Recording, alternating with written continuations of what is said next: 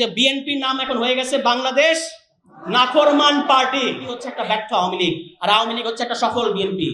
মানে বিএনপি যে রাস্তা দেখায় আওয়ামী লীগ ওটা সফলভাবে করে, কিন্তু বিএনপি নিজে পারে না। পার্লামেন্ট গঠিত হয়েছে, এটা হয়ে গেছে সালাউদ্দিন পার্লামেন্ট। গত 1.5 বছরে আমরা সালাউদ্দিন কমিশন থেকে সালাউদ্দিন পার্লামেন্টে এসে ঠেকেছি। এখানে তারা আমাদের গণ অভ্যুত্থানকে নিয়ে গেছে।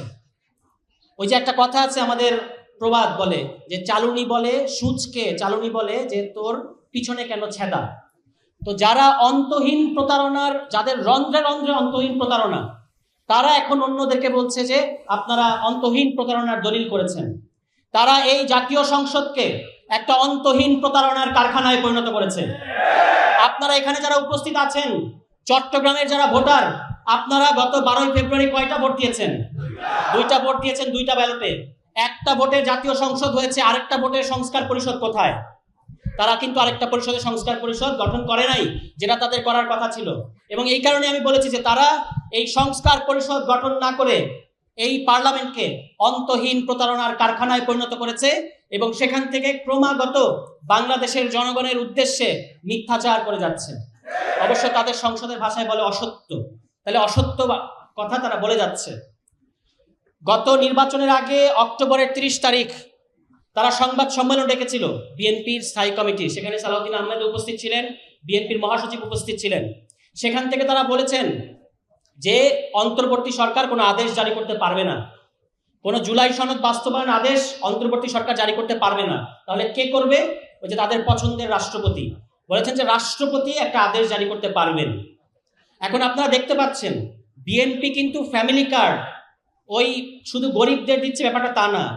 আসল ফ্যামিলি কার্ড কোথায়? বিসিবিতে।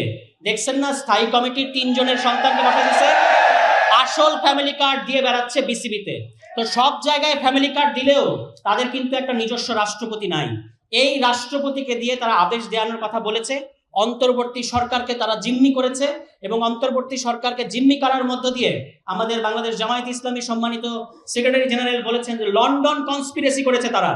এবং এই লন্ডন কনস্পিরেসি করে অন্তর্বর্তী সরকারকে জিম্মি করে, ওই যে বলে না আমাদের মাননীয় প্রধানমন্ত্রী বলছেন না নির্বাচনের আগে, গুপ্ত গুপ্ত। হ্যাঁ, তো আপনারা জানেন, বলেন তো অন্তর্বর্তী সরকারে বিএনপির গুপ্ত এজেন্ট কে? অন্তর্বর্তী সরকারে বিএনপির গুপ্ত এজেন্ট হচ্ছে বর্তমান পররাষ্ট্রমন্ত্রী। তিনি হচ্ছেন বিএনপির গুপ্ত এজেন্ট এবং অ্যাটর্নি জেনারেল, তিনি তো তাকে গুপ্ত বলার সুযোগ নাই, তিনি তো প্রকাশ্য এজেন্ট, এই যে এখন যিনি আইনমন্ত্রী। তো এই এজেন্টরা অন্তর্বর্তী সরকারকে জিম্মি করে, প্রধান উপদেষ্টাকে জিম্মি করে তারা লন্ডনে নিয়ে গেছে এবং তাদের নিজেরই স্বীকারোক্তি যে ট্রফি দিয়ে এসেছে ডক্টর ইউনূস।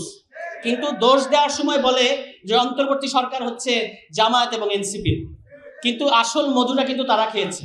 তারা নির্বাচনের তারিখ ওখান থেকে নিয়ে এসেছে লন্ডন কনস্পিরেসিতে, এবং এটার পরে বাংলাদেশে এসে তারা একটা নির্বাচন আয়োজন করেছে। সেই নির্বাচনে বাংলাদেশের জনগণ তাদেরকে 51% ভোট দিয়েছে, আর গণভোটে ভোট করেছে কত পার্সেন্ট? 70% ভোটকে তারা এখন বলছে অস্বীকার করে যাচ্ছে। শহীদ প্রেসিডেন্ট জিয়াউর রহমানের দল, বেগম খালেদা জিয়ার দল, যারা দুজনই 2টা গণভোট দিয়েছিলেন। কিন্তু এখন জনাব তারেক রহমান মাননীয় প্রধানমন্ত্রী, আমি বলেছিলাম যে নির্বাক চলচ্চিত্র, পরে দেখলাম যে বোল্ড ফুটেছে, কথা বলা শুরু করেছেন, ভালো। কিন্তু আপনার উদ্দেশ্যে আমরা বলতে চাই, আপনি গণভোটে হ্যাঁর পক্ষে ভোট দিতে বলেছেন, আপনি গণভোটে হ্যাঁ দিয়েছেন, তো আমরা বিশ্বাস করতে চাই যে আপনি গণভোটে হ্যাঁ দিয়েছেন। কিন্তু এখন তাহলে কেন এই গণভোট বাস্তবায়ন করছেন না? বিএনপির উদ্দেশ্যে শুধু আমাদের বক্তব্য হচ্ছে এটা, যদি সোজা পথে না থাকেন, যদি সিরাতুল মুস্তাকিমকে আপনারা না মানেন, তাহলে কিভাবে আঙুল বাঁকা করতে হয় এটা আমাদের আজকে যে সংসদে 11 দলীয় জোট, তাদের যে একটা আপনাদেরকে সহযোগিতা করার মানসিকতা, এটাকে আমাদের দুর্বলতা ভাববেন না। আঙুল যদি বাঁকা করতে হয় তাহলে 11 দলীয় ঐক্য জোট আঙুল বাঁকা করবে। কিন্তু তার আগেই আমরা আপনাদেরকে বলতে চাচ্ছি, যদি আপনারা গণভোটের রায় বাস্তবায়ন করেন, অবিলম্বে সংবিধান সংস্কার পরিষদ গঠন করেন, তাহলে বাংলাদেশ স্থিতিশীল থাকবে, বাংলাদেশ গণতান্ত্রিক পথে যাবে। অবশ্য তাদের যে ঐতিহাসিক খাসলত, এখানে মুরব্বীরা আছেন, তারা আরো ভালো জানেন, তাদের কিন্তু আঙুল বাঁকা না করলে তারা কথা শোনে না। তত্ত্বাবধায়ক সরকার ব্যবস্থা তারা বলেছিল 90 সালে যে তত্ত্বাবধায়ক সরকার ব্যবস্থা দেব, তারা এসে দেয় নাই। নিজেদের অধীনে একটা নির্বাচন করেছে, পরে 25 মাস আন্দোলন করে তাদেরকে তত্ত্বাবধায়ক সরকার ব্যবস্থা এই মাটিতে অর্জন করে তারপর তাদেরকে পদত্যাগে বাধ্য করে 96 সালে আরেকটা নির্বাচন হয়েছে। 2006 সালে তারা আবার ক্ষমতায় এসে এখানে লগি বৈঠার তাণ্ডব যে আমরা বলি আওয়ামী লীগ লগি বৈঠক তাণ্ডব করেছে, কিন্তু এর আগের ঘটনা বলতে হবে না? আগের ঘটনা হচ্ছে তারা বিচারপতির বয়স বাড়িয়ে 65 থেকে 67 করে কেন করেছিল? ওইটা নির্বাচন ইঞ্জিনিয়ারিং করার খায়েশ থেকে। এই কারণে আমি বলেছিলাম যে বিএনপি হচ্ছে একটা ব্যর্থ আওয়ামী লীগ, আর আওয়ামী লীগ হচ্ছে একটা সফল বিএনপি। মানে বিএনপি যে রাস্তা দেখায় আওয়ামী লীগ ওটা সফলভাবে করে, কিন্তু বিএনপি ওটা নিজে পারে না। এখন আমি বললাম যে আপনারা ব্যর্থ আওয়ামী লীগ, কথাটা বুঝে দেখেন। বিএনপিকে আমি বললাম যে আপনারা ব্যর্থ আওয়ামী লীগ, এটা তোদের খুশি হওয়ার কথা না? কেউ কি আওয়ামী লীগ হইতে চায়? কোনো মানুষ কি আওয়ামী লীগ হইতে চায়? আমি বললাম আপনারা ব্যর্থ আওয়ামী লীগ, এরা দেখে রাগ করেন। তাই আমি বলছি আপনারা কি সফল আওয়ামী লীগ হইতে চান?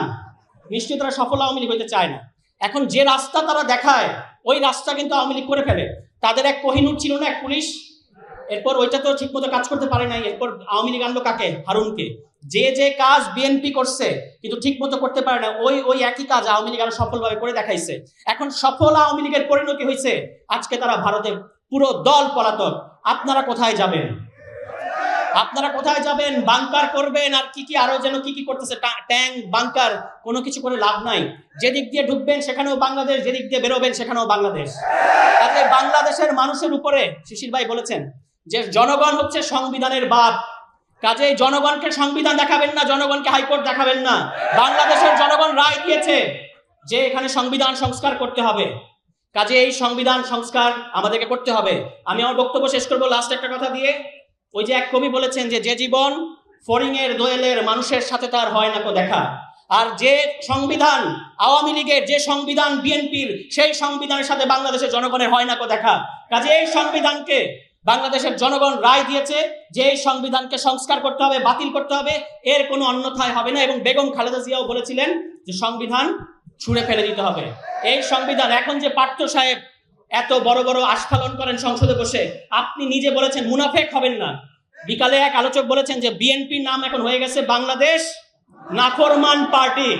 এই বাংলাদেশ নাফরমান পার্টি যদি না হইতে চান তাহলে ভালোয় সোজা পথে আসেন, সংবিধান সংস্কার পরিষদ বাস্তবায়ন করেন, গণভোট বাস্তবায়ন করেন। আর যদি না করেন তাহলে বাংলাদেশের জনগণকে নিয়ে কিভাবে আঙুল বাঁকা করতে হয় এটা 11 দলীয় ঐক্য জোট দেখিয়ে ছাড়বে ইনশাল্লাহ।